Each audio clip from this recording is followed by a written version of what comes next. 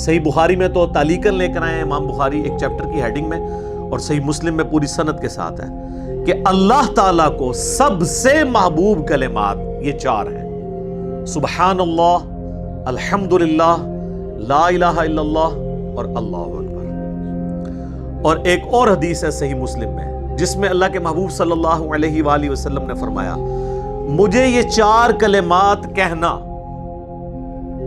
دنیا اور جو کچھ دنیا کے اندر ہے جس پہ سورج طلوع ہوتا ہے اس سے بڑھ کر محبوب ہے: سبحان اللہ والحمد للہ ولا الہ الا اللہ واللہ اکبر۔ اچھا، وہ جو میں نے مسلم کی حدیث بیان کی نا کہ اللہ کو بھی یہ محبوب ہے، اس میں آگے الفاظ ہیں کہ آپ صلی اللہ علیہ وآلہ وسلم نے فرمایا اس کی ترتیب میں بھی کوئی حرج نہیں، تم ترتیب بدل کر بھی پڑھو تو یہ کوئی نقصان دہ نہیں ہے۔ یعنی یہ ضروری نہیں ہے کہ سبحان اللہ پہلے پڑھنا ہے اور الحمدللہ جو ہے وہ دوسرے نمبر پہ، نہیں، یہ 4 کلمات انڈیپینڈنٹلی اللہ تعالیٰ کو محبوب کلمات ہیں الحمدللہ۔ تو اس قسم کی کئی ایک احادیث ہیں، اور اس میں ایک بڑی رکت انگیز حدیث ہے جو میں نے اکثر بیان کی ہے، جامعہ ترمذی میں بھی وہ موجود ہے لیکن اس کی سند کمزور ہے، صحیح سند اس کی سنن نسائی الکبریٰ کے اندر ہے،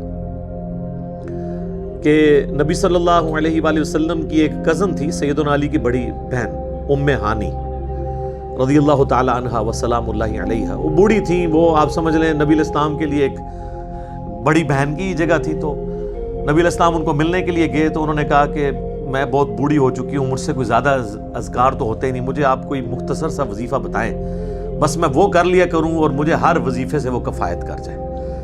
تو آپ نے یہی 4 کلمات سکھائے، اور اس میں جو فضیلت ہے نا، میرے علم کی حد تک ذخیرہ احادیث میں کسی بھی عمل کی اتنی فضیلت رپورٹ نہیں ہوئی۔ آپ نے فرمایا 100 دفعہ سبحان اللہ روزانہ پڑھ لو، یہ ایسا ہے گویا کہ تم نے 100 غلام آزاد کر دیے۔ اندازہ کریں، یعنی اگر آپ ایک روزہ توڑے نا، بخاری مسلم میں آتا ہے، تو اس کے بدلے پھر آپ کو ایک غلام آزاد کرنا ہوتا ہے، اور غلام نہ آزاد کر سکیں تو 60 مسلسل روزے، تو ایک غلام آزاد کرنا گویا 60 روزے رکھنے کے برابر ہے، اور 100 غلام 60 6000 بن گیا، 6000 روزوں کے برابر۔ اور پھر فرمایا کہ 100 دفعہ پڑھ لو الحمدللہ، گویا تم نے 100 گھوڑے اللہ کی راہ میں جہاد کے لیے بھیج دیے۔ 100 دفعہ پڑھ لو اللہ اکبر، تو گویا تم نے 100 اونٹ اللہ کی راہ میں نحر کر دیے۔ 100 اونٹ، ایک اونٹ کی قیمت کتنی ہے؟ پاکستانی 1.5-2 کروڑ روپے بن جاتا ہے 100 اونٹوں کا، اگر 1.5 یا 2 لاکھ روپے آپ لگائیں تو 1.5 سے 2 کروڑ روپے بن جاتا ہے اللہ کی راہ میں صدقہ۔ اور آپ نے فرمایا کہ 100 دفعہ لا الہ الا اللہ پڑھو، تو سر لا الہ الا اللہ کا تو مقابلہ کوئی نہیں کر سکتا۔ فرمایا زمین و آسمان میں جتنی جگہ ہے نا، یہ سب کی سب بھر دے گا ثواب سے 100 دفعہ لا الہ الا اللہ پڑھنا۔ تو یہ 4 کلمات اکٹھے صلاۃ و تسبیح کے اندر موجود ہیں، اس سے بڑی صلاۃ و تسبیح کی کیا فضیلت ہو سکتی ہے؟ الحمدللہ۔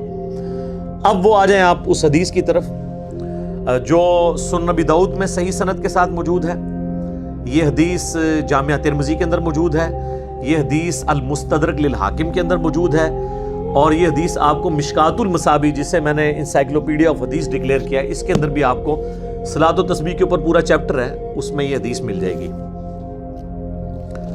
اس کو ورڈ بائی ورڈ پڑھنے میں ہی مزہ ہے۔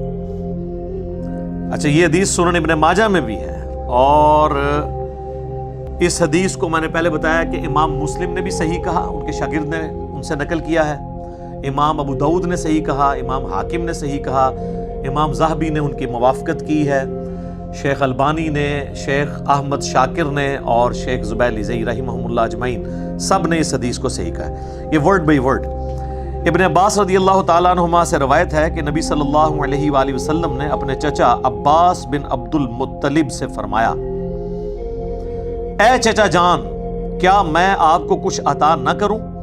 کیا میں آپ کو کچھ عنایت نہ کروں؟ کیا میں آپ کو کوئی خبر نہ دوں؟ کیا میں آپ کو 10 خصلتیں عطا نہ کروں کہ جب آپ ان پر عمل کریں تو اللہ تعالیٰ آپ کے اگلے پچھلے، قدیم اور جدید، بھول کر کیے گئے یا جان بوجھ کر کیے گئے، چھوٹے یا بڑے، पोशीदा और जाहिर तमाम गुनाह मुआफ फरमा देगा।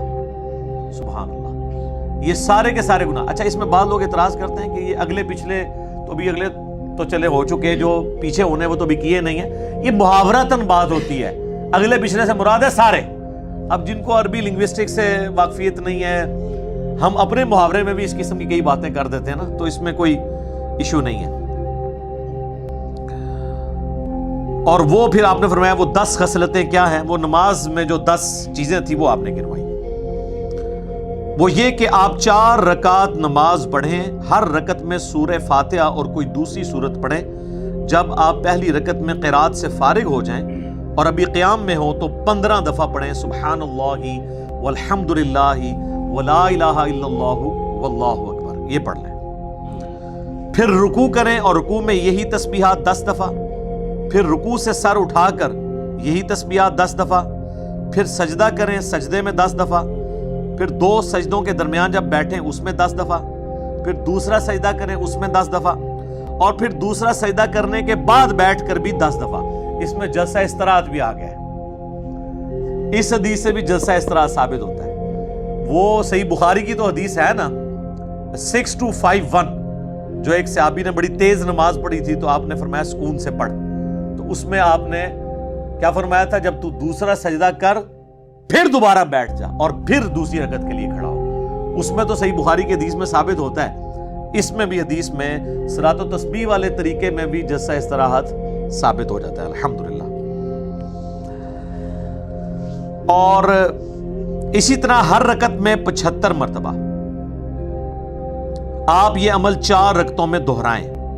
अगर आप हर रोज इसे ना पढ़ सकें तो कम से कम हफ्ते में 1 दफा पढ़ लें। वैसे यहां लफ्ज है हर जुम्मे को, लेकिन अरब के मुहावरे में जब बोला जाता है ना हर जुम्मा, तो इससे मुराद वीक होता है। जिस तरह हम हफ्ते के लिए सैटरडे का लफ्ज भी इस्तेमाल करते हैं और वीक के लिए भी हम उसको हफ्ता ही कहते हैं। अगर हर हफ्ते ना पढ़ सको तो फिर आप महीने में 1 दफा पढ़ लें। अगर हर महीने ना पढ़ सकें तो साल में 1 दफा। साल में भी ना पढ़ सके तो जिंदगी में कम से कम 1 बार इस नमाज को जरूर पढ़ लेना। कितनी बड़ी यानी नबी इस्लाम ने किस हद तक इसकी तरगीब दिलाई है। अच्छा, अब इसको जरा समझ लें। ये जो नमाज में ओरिजिनल जो नमाज है वो अपनी जगह रहेगी, बीच में तस्बीहात ऐड होंगी हर रकत में 75 दफा। और उसका तरीका आप इस्लाम ने क्या फरमाया कि नमाज जब शुरू की पहली रकत सना पढ़ी, सूरतुल फातिहा पढ़ी, उसके बाद सूरत के बाद 15 दफा पढ़ना है। बस ये एक जगह है जहां पर आपने 15 दफा ये तस्बीहात पढ़नी है, सुब्हानल्लाहि वल्हम्दुलिल्लाहि वला इलाहा इल्लल्लाहु वल्लाहु अकबर। बाकी जितने स्टेप आएंगे ना पूरी रकत के अंदर वहां 10-10 दफा है, तो जाहिर है कि 6 मजीद स्टेप आएंगे।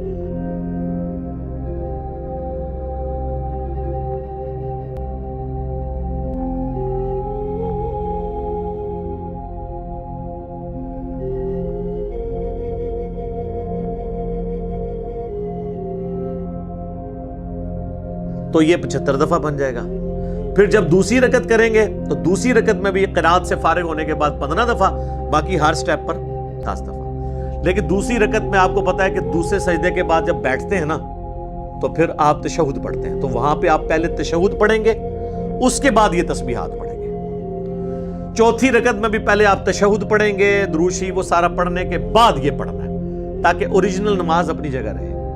रुकू में भी सजदे में भी सुबहाना रब्बियल अज़ीम और सुबहाना रब्बियल आला के बाद इसे पढ़ना है। रब्बना लकल हम्द कहने के बाद इसे पढ़ना है। ओरिजिनल नमाज अपनी जगह रहेगी। और ये कुछ फ़िकी अहकाम व मसाइल थे जो जामिया तिरमिज़ी में जब इमाम तिरमिज़ी इस हदीस को लेकर आए हैं तो उन्होंने अब्दुल्ला इब्न मुबारक से, जो इमाम हनीफा रहमहुल्लाह के शागिर्द हैं, ये सारे मसाइल नकल किए हैं कि उनसे काउंटर क्वेश्चन हुआ कि जब ये नमाज हम पढ़ेंगे तो हमने सुबहाना रब्बियल अज़ीम के बाद पढ़ना है या पहले? तो उन्होंने कहा सुबहाना रब्बियल अज़ीम अपनी जगह पढ़ना है, उसके बाद इसे पढ़ना है। ओरिजिनल नमाज अपनी जगह रखनी है, उसके बाद पढ़ना है। फिर एक सवाल उनसे हुआ कि अगर हमें इसमें कोई गलती लग जाए और सजदा साहब वाजिब हो जाए तो सजदा साहब के जो 2 सजदे करने हैं उनमें जो 2 बीच में आ जाने जलसे भी, उनमें भी सब में पढ़ना है। तो उन्होंने कहा नहीं, वो सजदा साहब आम सजदा साहब की तरह होगा, इसलिए कि हर रकत में 300 سے زیادہ دفعہ نہیں پڑھنا. تو سجدہ صاحب میں اگر آپ پڑھیں گے تو 300 سے کراس کر جائے گا. تو اس میں سجدہ صاحب جو ہوگا وہ عام سجدے کی طرح ہی ہوگا. یہ نہیں ہے کہ سجدہ صاحب کیا ہے تو اس کی بھی تسبیحات کے بعد 10 دفعہ پھر 2 سجدوں کے درمیان بیٹھ کے, وہاں ایسا نہیں ہوگا. اچھا, پھر ان سے یہ پوچھا گیا کہ یہ ہم 4 اکٹھی پڑھیں یا 2 کر کے. تو عبداللہ بن مبارک نے فرمایا کہ میں یہ پسند کرتا ہوں کہ رات کے وقت اگر میں اسے پڑھ رہا ہوں تو 2 کر کے پڑھوں, اور دن کے وقت بھی پسند یہی کرتا ہوں کہ 2 کر کے پڑھوں. البتہ دن کو پڑھوں تو 4 رکعت اکٹھی پڑھنے میں بھی حرج نہیں. یعنی انہوں نے کہا یہ پسندیدہ ہے کہ 2 کر کے پڑھیں, اور سنت بھی یہی ہے, افضل بھی یہی ہے, اور اس میں تھکاوٹ بھی نہیں ہوگی اور آپ رکعتیں بھولیں گے بھی نہیں. ورنہ صلاۃ و تسبیح میں اگر رکعت بھول جائے اور پھر آپ کام کی طرف جائیں تو ظاہر ہے وہ تو اتنی لمبی ہو جائے گی. تو افضل ہے 2 رکعت. صحیح بخاری اور مسلم دونوں میں حدیث ہے, نبی علیہ السلام کی رات کی نماز 2 رکعت ہوا کرتی تھی, اور اینڈ پہ آپ 1 رکعت پڑھ کر اس ساری کو طاق بنا لیتے تھے.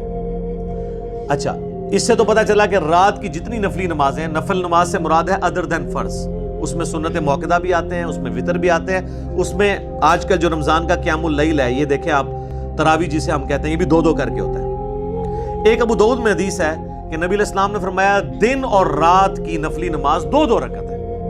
یعنی دن کو بھی آپ نے جو 4 سنتیں اگر زور کی پڑھنی ہے یا عصر کی پڑھنی ہے تو 2 کر کے پڑھنی ہے. البتہ دن میں جواز موجود ہے, کیونکہ المصنف ابن ابی شیبہ میں اور المصنف عبد الرزاق میں صحیح سند سے ہے کہ عبداللہ ابن عمر رضی اللہ تعالیٰ عنہما صحابی ہیں جو ان احادیث کے راوی بھی ہیں, وہ جو دن کی سنتیں تھیں نا وہ اکٹھی بھی 4 رکعت پڑھ لیا کرتے تھے.